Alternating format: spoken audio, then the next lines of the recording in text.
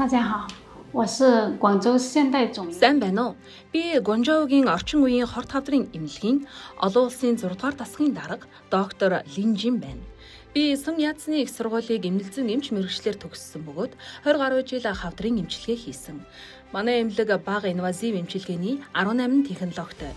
Тэдгээрийн дотроос эмнэлзэн практикт бөөмсүүлэх эмчилгээг өргөнөөр ашигладаг.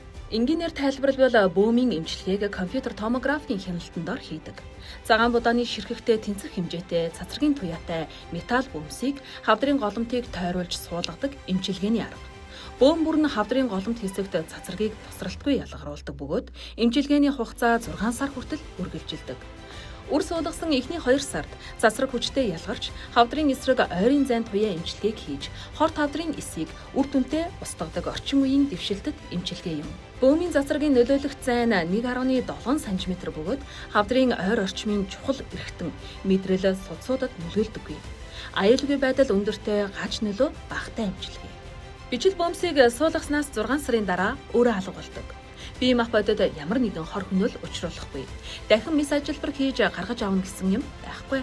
Бичил бөөмийн эмчилгээг уушигны, илэгний, булчирхайн, төрүү булчирхайн хорт хавдар зэрэг олон төрлийн хатуу бүтэцтэй хавдарт өргөнөөр ашиглаж байна. Сүүлийн 10 гаруй жилийн хугацаанд бид хэдэн мянган өвчтөнд энэхүү аргыг амжилттай хэрэгжүүлж сайн үр дүнд хүрсэн байна.